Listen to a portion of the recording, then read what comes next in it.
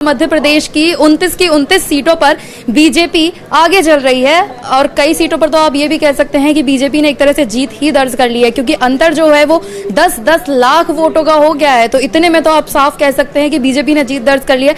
लेकिन अब नया एंगल इस मामले में ये है कि बीजेपी के जो नेता हैं, जो खासकर दिग्गज नेता हैं, उनमें ही कॉम्पिटिशन ये हो गया है कि कौन कितने मतों से जीत दर्ज कर रहा है। क्योंकि एक तरफ ज्योतिरादित्य सिंधिया हैं गुना सीट से, जो कि पिछली बार चुनाव हार गए थे, और अगर इस बार की बात की जाए तो ज्योतिरादित्य सिंधिया इस वक्त 5,12,000 वोटों से आगे चल रहे हैं। इतना सिर्फ अंतर है। ज्योतिरादित्य सिंधिया को अभी तक 8,81,229 वोट मिले हैं, जिसमें से 5 लाख वोटों से वो आगे चल रहे हैं। ज्योतिरादित्य सिंधिया की बात करें तो राव यादवेंद्र सिंह यहाँ से कांग्रेस के प्रत्याशी थे उनके सामने। ज्योतिरादित्य सिंधिया ने 2019 में भी इसी सीट से चुनाव लड़ा था, लेकिन वो इस सीट से तब हार गए थे। इस बार अंतर ये था कि वो बीजेपी की तरफ से चुनावी मैदान में थे और फिलहाल 5,12,000 मतों से ज्योतिरादित्य सिंधिया जो है, हम देख सकते हैं इसमें कि 5 लाख अंतर उन्होंने अभी तक जीत का बना के रखा है। 8,81,000 वोट अभी तक उनको मिले हैं। वहीं अगर बात की जाए वीडी शर्मा की, तो देखिए बहुत ही क्लोज कंपटीशन जो है ज्योतिरादित्य सिंधिया और वीडी शर्मा के बीच नजर आ रहा है, क्योंकि वीडी शर्मा जो कि खजुराहो सीट से हैं, अभी तक 70 लाख वोट उनको मिल चुके, 7 लाख वोट उनको मिल चुके हैं, 7,09,880, जिसमें से जीत का अंतर जो है वो 4,99,000, यानी कि आप कह सकते हैं कि 5 लाख जीत का अंतर बना हुआ है। 12,000 का अंतर है दोनों के बीच में, जबकि खजुराहो तो वो सीट है जहां पर वीडी शर्मा अकेले ही है। एक तरफा मुकाबला इस सीट पर कहा जा सकता है। खजुराहो ही इकलौती सीट ऐसी भी है जो कि गठबंधन को दी गई थी।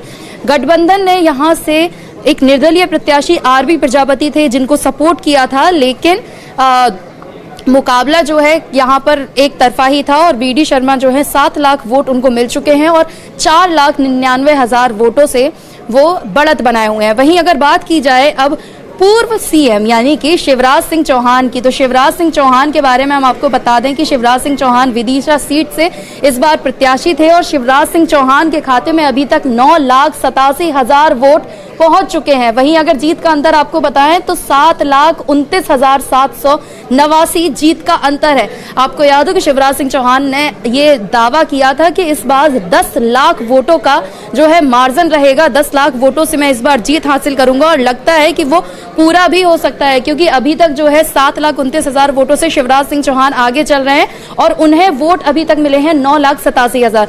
तो ये सीटें ऐसी हैं जो दिग्गज जो है आपस में ही जिन पर कॉम्पिटिशन चल रहा है। अब अगर बात की जाए सबसे ज्यादा वोट जिसने अभी तक पाए हैं जो प्रत्याशी हैं, वो जाहिर सी बात है इंदौर सीट है, क्योंकि कांग्रेस की तरफ से यहाँ पर कोई प्रत्याशी था नहीं। लेकिन हैरान करने वाली बात यह भी है कि कांग्रेस ने जहां एक तरफ ये अपील की थी कि नोटा को जो है वोट दीजिएगा, कहीं ना कहीं वो थोड़ी बहुत सक्सेसफुल होती दिख रही है। 2 लाख वोट इस बार नोटा को पड़े और नोटा को इतने वोट पड़ना मतलब नोटा ने अपने आप में इतिहास रच दिया है, क्योंकि 2 लाख एक बड़ा अंतर होता है जो कि इस बार नोटा को मिला है। अगर इंदौर सीट से शंकर लालवानी की बात की जाए तो शंकर लालवानी को अभी तक 12,02,746 वोट अभी तक इनको मिल चुके हैं और 11 लाख जो है 11,72,000 इतना जीत का मार्जिन रहा है। जाहिर सी बात है जीत का मार्जिन होगा, क्योंकि अपोजिशन में तो कोई है ही नहीं।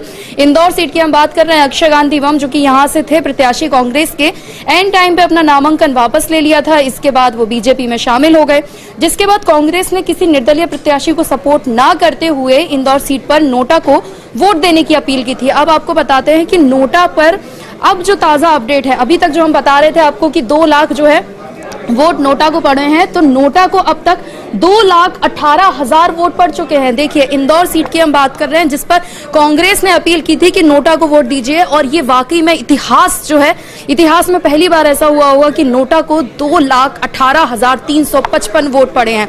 हालांकि देखिए शंकर लालवानी बहुत अच्छे खासे मतों से यहाँ आगे हैं। 11 लाख मत अपने आप में बड़ी बात है, क्योंकि 11 लाख वोट बहुत होते हैं।